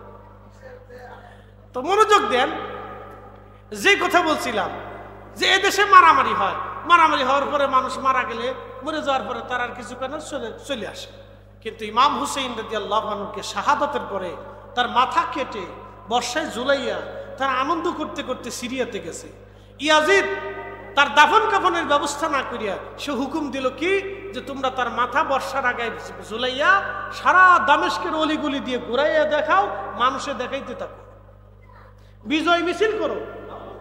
আসতে বলবেন না নাউজুবিল্লাহ? হ্যাঁ, একটু জোরেই বললেন। এটা জুলুম তো জুলুম, জালিমের পরে জালিম। পৃথিবীর শ্রেষ্ঠ জালিম যদি থাকে তাহলে এই জালিম। ওর নামের আগে আমিরুল মুমিনিন তো হওয়া দূরের কথা, ওর নামের পিছনে লানাতুল্লাহি আলাইহি, আল্লাহ তার উপরে লানত দিক। ও বেঈমান হয়ে জাহান্নামে গেছে। ও মরার সময় কোন এক বর্ণনাতে আসছে এক নারীর সাথে জেনা করতে গেছিল। বাইজি ছিলেন না, আগে রাজা বাচ্চারা বেডি নাচাইতো, তো বাইজি মহিলা নাচাইছে, তার সাথে মদ পান করছে, তার সাথে জেনা করছে। মহিলা চিন্তা করছে যে আমার তো জীবন শেষ, আমি তো সারা জীবন অকাম কুকাম করতে করতে গেছি, আজকে সুযোগ পাইছি, তোরে মাইরে আমার জীবনের গুনার কাফারা দেব। একসাথে করেন আল্লাহু আকবার। মহিলা চিন্তা করে, আমি তো সারা জীবন জেনা করছি, টাকা দিয়ে দেহ বিক্রি করছি, তো আজকে যেহেতু সুযোগ আছে, তো তোরে মাইরে আজকে আমার সারা জীবনের গুনার কাফারা দিয়ে দেবো। কায়দা মতো মদ খাওয়াইয়া এরপরে শোয়াইয়া কায়দা মতো ছুরি দিয়ে তার বুক ফাইরে দিয়ে তার জাহান্নামে পাঠাইছে।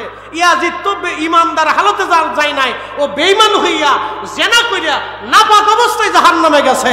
একসাথে বলবেন আল্লাহু আকবার। হ্যাঁ, তার ইতিহাস শুনে রেখে। প্রিয় উপস্থিতি হাজিরিন, হযরত ইমাম হুসাইন রাদিয়াল্লাহু আনহুর পবিত্র মাথা মোবারক ঘোরানো হচ্ছে সিরিয়ার দামেস্কের অলিগলি দিয়া যখন ঘোরানো হয়, তখন হযরত ইমাম হুসাইন রাদিয়াল্লাহু তাআলা আনহু, হযরত ইমাম হুসাইন রাদিয়াল্লাহু আনহুর পবিত্র মাথা মোবারক দেখার জন্য, চেহারা মোবারক দেখার জন্য হাজার হাজার সিরিয়ান মানুষেরা, সাধারণ মানুষ সবাই তো আর ইয়াজিদের পক্ষে ছিল না। কিছু নিরীহ মানুষ যাদের কোনো অস্ত্র শস্ত্র ছিল না, তারা এশকে রসুল নিয়া, কলিজা ফাটা নিয়া রাস্তার পাশে দাঁড়ায় দাঁড়ায় কাঁদতেছিল। ইমাম হুসাইনের পবিত্র সৌন্দর্য দেখে তারা কান্না করতেছিল। ঠিক এমন সময় একজন কোরআনের আয়াত পড়তেছিলাম, হাসিবাতা আন্না আসহাবাল কাহফি ওয়ার রাকিমি কানু মিন আয়াতিনা আযাবা। রব্বুল আলামিন বললেন, আসহাবে কাহফ ও রাকিম ওয়ালাদের আদর্শ নিদর্শন কতই না আশ্চর্য নিদর্শন।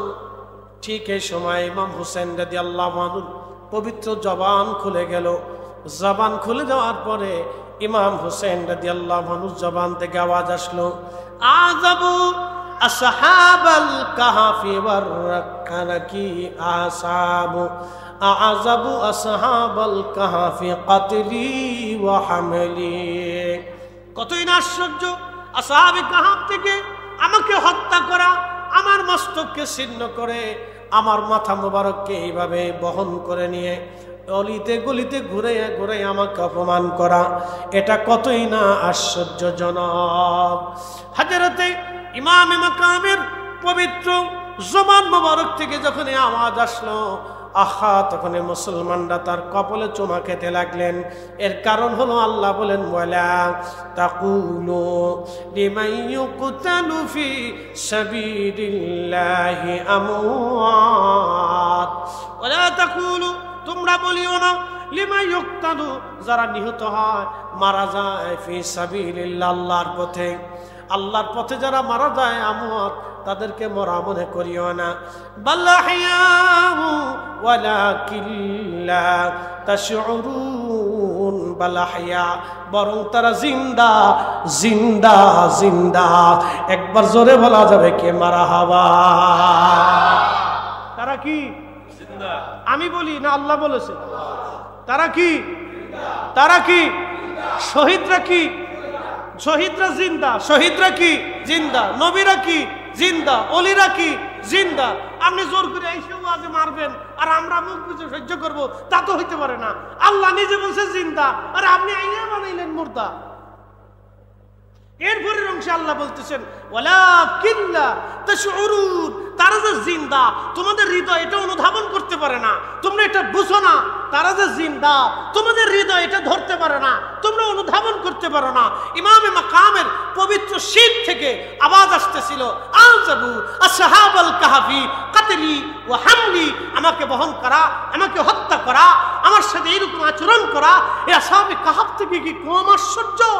ইমাম হোসেন রাদিয়াল্লাহু আনহু মস্তক থেকে আওয়াজ আসার পরে ওনার মাথা মোবারক নিয়ে যাওয়া হলো।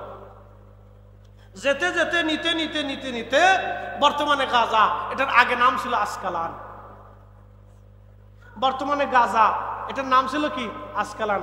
এই আমরা দেশের গাজাটা জানা, কিন্তু বুঝেন নাই মনে হয়। ফিলিস্তিনের গাজা, যেখানে যুদ্ধ হইতেছে, ফিলিস্তিনের গাজা যে অঞ্চলে যুদ্ধ হয়, এটার আগে নাম ছিল আসকালান। এইখানে ইমাম হোসেন রাদিয়াল্লাহু আনহুর পবিত্র মাথা মোবারক সমাহিত করা হলো। ওই বাইতুল আকসা 530 হিজরি,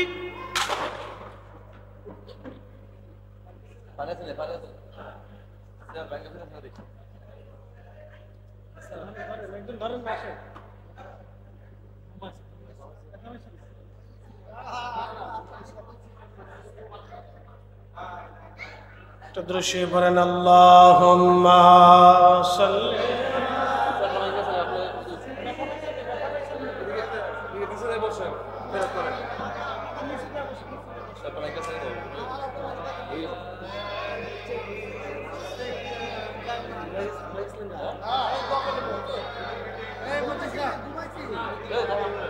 আল্লাহুম্মা সাল্লি আলা সাইয়্যিদিনা মাওলানা মুহাম্মদ আলা আলি সাইয়্যিদিনা।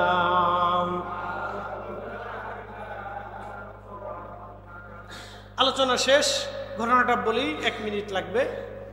তো ইমাম হুসাইন রাদিয়াল্লাহু আনহুর মস্তক আসকালানে, খ্রিস্টানরা পুরা অঞ্চলটা দখল করে নিয়ে গেল। তো মিশরের যিনি বাদশাহ ছিলেন, তিনি চিন্তা করলেন, ইমাম হুসাইনের পবিত্র মসজিদ আমরা এখানে রাখবো না, নিয়ে আসবো। ইমামে মাকামের পবিত্র শের আনার জন্যে মিশরের যিনি গভর্নর ছিলেন, তিনি খ্রিস্টান প্রধানের কাছে প্রস্তাব দিলেন, তোমরা আমাদের সাইয়্যিদের পবিত্র শের দিয়ে দাও। খ্রিস্টান প্রধান বললেন, শের দিতে পারি, কিন্তু শর্ত হলো আমাদেরকে 30,000 স্বর্ণ মুদ্রা দেওয়া লাগবে।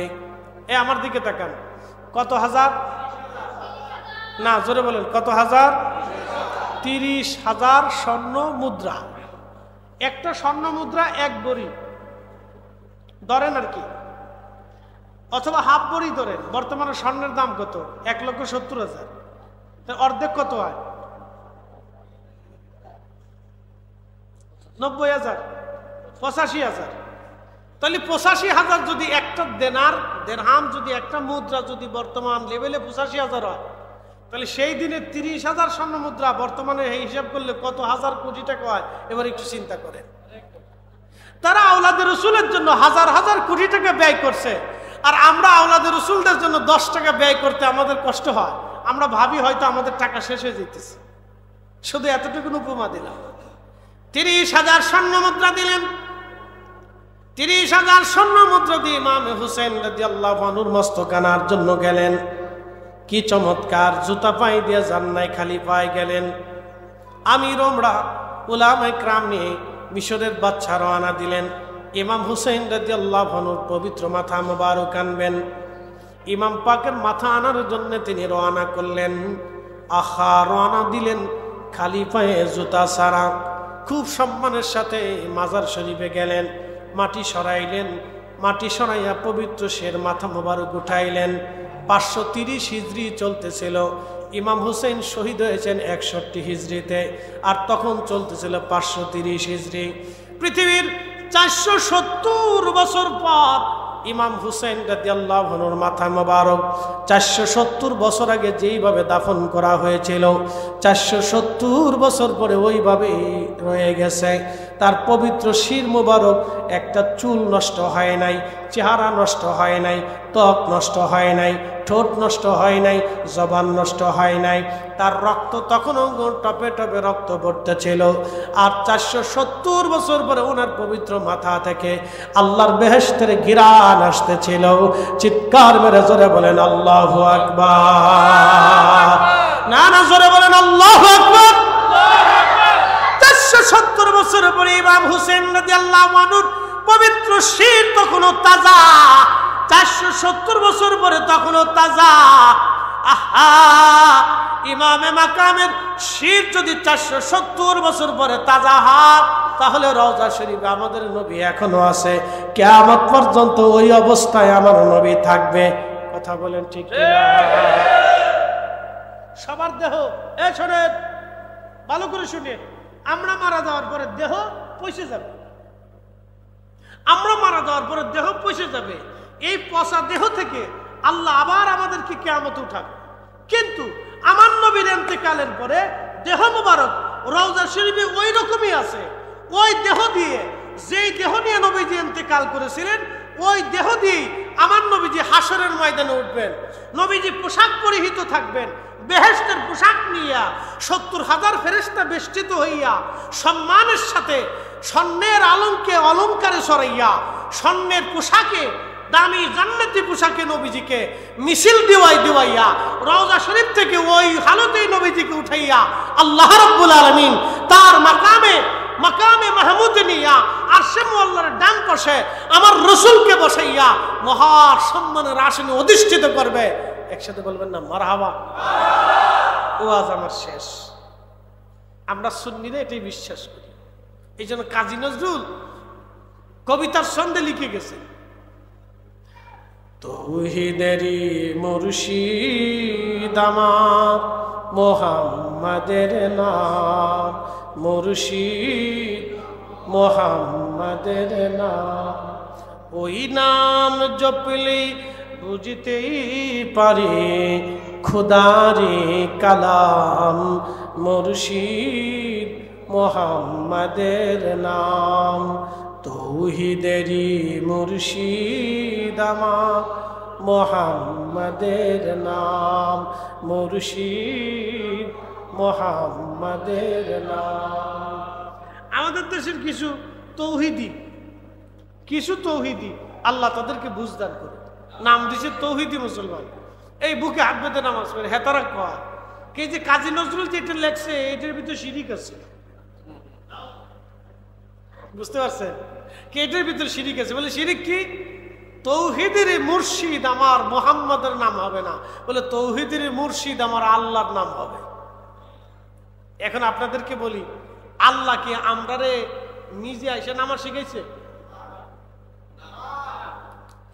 কথা বুঝেন নাই? আল্লাহ কি সাহাবা ইকরামকে নিজে আইসা নামাজ শিখাইছে? আল্লাহ কি সাহাবা ইকরামকে নিজে আইসা কোরআন শিখাইছে? আল্লাহ কি সাহাবা ইকরামকে নিজে আইসা রোজা শিখাইছে? আল্লাহ কি সাহাবা ইকরামকে নিজে এসে জিহাদ শিখাইছে? তাহলে এগুলো শিখাইছে কে? আল্লাহর নবী। এই জন্য রাসূল মুর্শিদ। একসাথে বলবেন না মারহাবা? তৌহিদেরই মুর্শিদ আমার মুহাম্মাদের নাম, মুর্শিদ মুহাম্মাদের নাম। এই জন্য আল্লাহ কোরআনে বললেন মাইয়ুতির রাসূল ফাকাদ আতা আল্লাহ।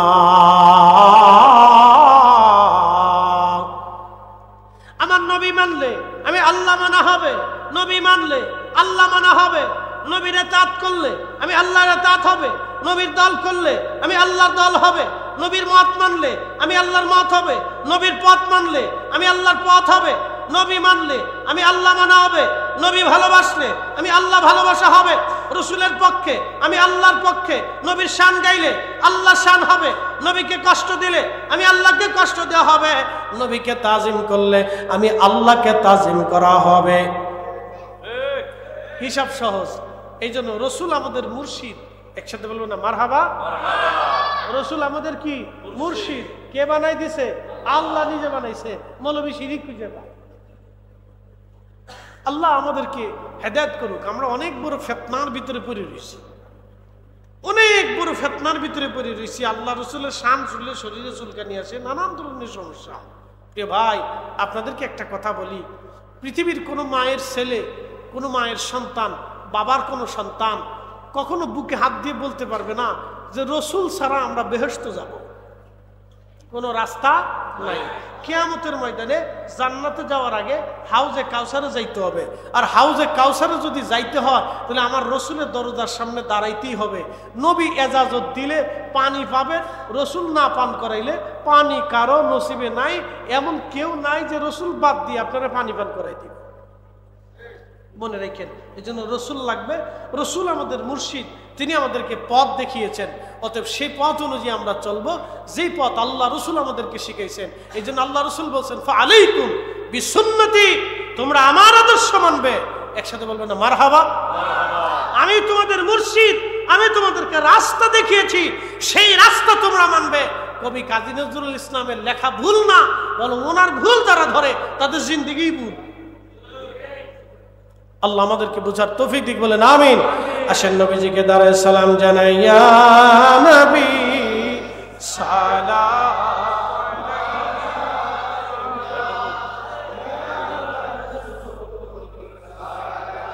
লেখা বামতে মুহাম্মদ আকা, বন্ধুর পাশে বন্ধু বসা, কালে মাতে আসে প্রমাণ। বালাগাল উলা বিকামালিহি কাশাফাত তুজা বিজামালিহি, হাসানাত জামিউ খুসালিহি, সাল্লু আলাইহি ওয়া আলিহি।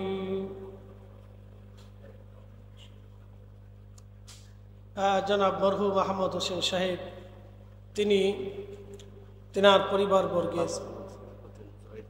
পরিবারবর্গের জন্য আমরা দোয়া করব। তিনার আওলাদগণ এবং সবাই মিলে আপনাদের সর্বাত্মক সহযোগিতায় এই প্রোগ্রামটা জনাব মুফতি সৈয়দ বাকিবিল্লাহ নুরি ভাই তিনি আপনাদেরকে উপহার দিয়েছেন। প্রিয় ভাই, মাহফিল যদি না হতো তাহলে আজকে কিছু কথা আপনারা শুনতে পারতেন না। কিছু সময় দুনিয়ার থেকে জুদা করে আল্লাহ আপনাদেরকে বেহেশতের বাগানে বসাই দিলেন। ভাই, আমরা ঘুমাইলেও আমাদের সময় চলে যায়, চা খাইলেও সময় চলে যায়, ব্যবসার কাজের সময় চলে যায়, সন্তানের ভিড়ে সময় চলে যায়। Time and tide wait for none. সময় এবং স্রোত এটা কারোর জন্য বসে থাকে না, এটা যেতেই থাকে। আমরা আল্লাহর কাছে কতটা অসহায়, এই সময় তার বাস্তব প্রমাণ। সময় যখন শেষ হয়ে যায় আমরা এটা ধরে রাখতে পারি না। আমাদের বয়স আমাদের হাতে নাই। একসময় আপনি ছোট্ট ছিলেন, আজকে অনেক বড় হয়ে গেছে, চুল পেকে যাচ্ছে, চোখের পাওয়ার কমে যাচ্ছে, শরীরের শক্তি কমে যাচ্ছে, রক্ত ঠান্ডা হতে লাগতেছে, শরীরের মজ্জাগুলি ধীরে ধীরে নরম হয়ে যাচ্ছে, চামড়া গোস্তগুলি দুর্বল হয়ে যাচ্ছে, স্মৃতিশক্তিও কমে যাচ্ছে। অর্থাৎ আপনি শিশু থেকে বৃদ্ধ পর্যন্ত যত পরিক্রমা, এটা আপনার নিজের হাতে নাই, এটা আল্লাহর হাতে। যদি নিজের হাতে থাকতো তাহলে আমার বয়স, আমি ঠিকই আবার সেই জীবনের 8-10 বছরে ফিরে যাইতাম, যে সোনালী জীবন আমাদের ছিল, আমরা সেটা ফিরে যাইতাম। এখানে আর ফিরে যাওয়ার কোনো সুযোগ আমাদের নাই। তা আমরা অবশ্যই আল্লাহর কাছে ফিরে চলে যাব। তা আমরা আল্লাহর কাছে অসহায়, আল্লাহ দয়া করে আমাদেরকে তার রসুলের প্রেমের বাগানে বসার সুযোগ করে দিয়েছেন। আমাদের মুফতি বাকিবিল্লাহ নুরি ভাই, তিনি সোহাদা কারবালা মাহফিল আপনাদেরকে নিয়ে উপহার দিয়েছেন। মরহুম আহমদ হোসেন সাহেবের জন্য শুধু দোয়া হবে না, এই তন্তরে আশেপাশে যত মানুষ কবরে চলে গেছে আমরা সবার জন্য দোয়া করব।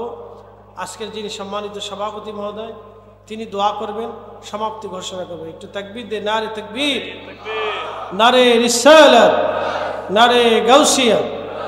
সভাপতি সাহেবের আগমন, পীর সাহেব হুজুরের আগমন, নারে তাকবীর। মাশাআল্লাহ, আলহামদুলিল্লাহ। হুজুর চলে আসছেন, আমাকে অত্যন্ত আদর করেন, আমিও পিতার মতো তাকে সম্মান করি।